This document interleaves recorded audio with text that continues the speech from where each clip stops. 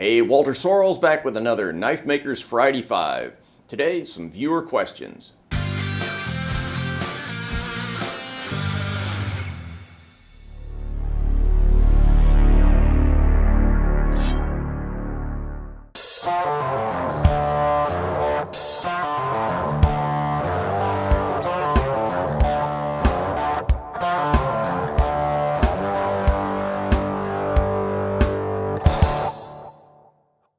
So today I'm going to be answering a bunch of questions that have been asked by viewers.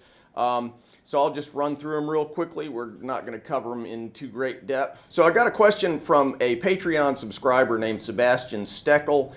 He wanted to know if I could show a drilling jig that I referred to in one of my videos.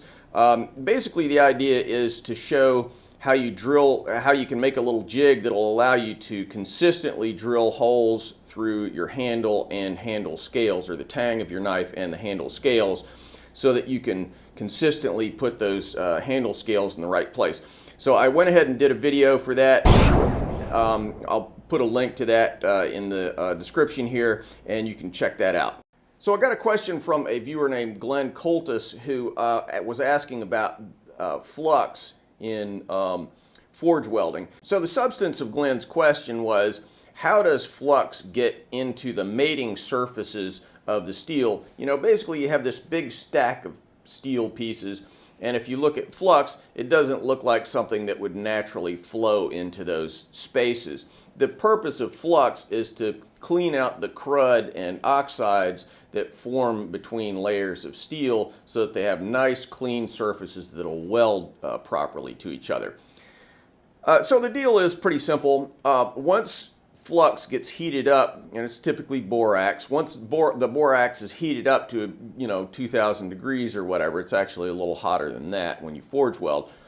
But once it gets hot, it becomes very liquid, very viscous, and capillary action will actually pull the flux into the layers and allow the flux to do its job, clean off those layers and make them be nice and clean so they'll stick together.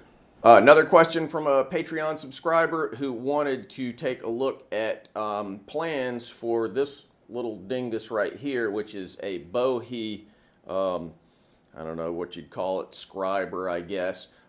There's a Japanese term for them, but what it's basically doing is cutting blood grooves, or whatever you want to call them, fullers.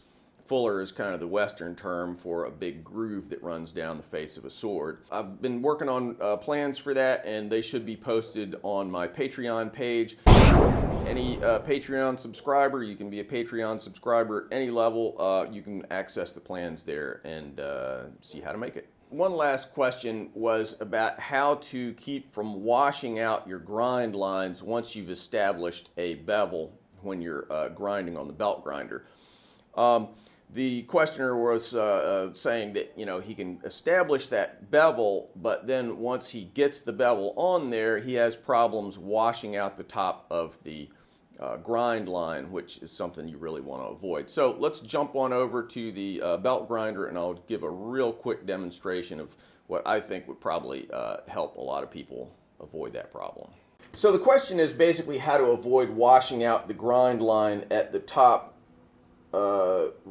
right along here after you've established a flat bevel here. So I'm not even going to grind this. I'm just going to show real quickly what I think will avoid that problem. So the first thing is you do have to establish a good grind line to begin with. So what I always do in establishing a grind line is start by putting the leading edge, in other words the cutting edge of the blade, up against the belt. If you just try and smash it in there, if you have a very high level of skill, you can probably do that, but if you don't, it's very easy for you to touch that back grind line, at the top of the bevel, and when you do that, the belt will just pull along there a little bit, and you won't have this kind of nice clean grind line that I have right here.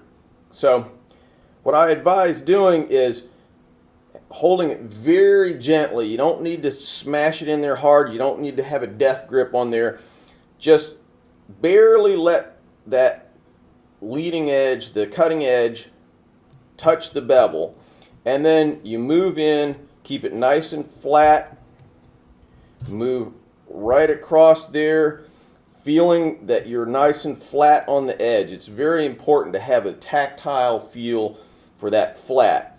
Once you've gone all the way across, don't muck around any further. Bring it across, and if it hasn't gotten so hot that you can, that you can't touch it anymore, go back and forth however much you need. But once you're done, bring it back, one simple quick pass, and pull it off. And when you're pulling it off, pull it off quickly. Don't slowly pull it off. Just yank it right off of there. And if you do that, you'll keep a nice clean grind line at the top there. It's, changing your mind in the middle or being slow taking it off, all of those can cause that grind line to be, to smear, and then you have something pretty ugly there. Hey, so we kind of skipped around a little bit today, just jumped into a couple of quick things, but hope you were able to glean something that was useful to you as a knife maker. All right, see you soon.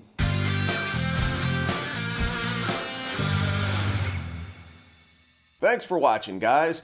If you feel like you got something out of this video, don't forget to subscribe. Also, click on the link to Patreon for a great way to give back to the channel. Plus, check me out on Instagram, Facebook, Twitter. Links in the description.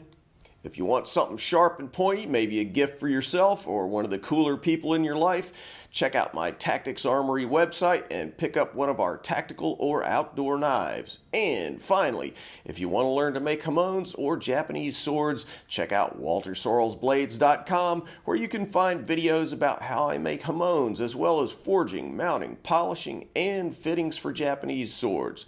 Thanks, and see you soon.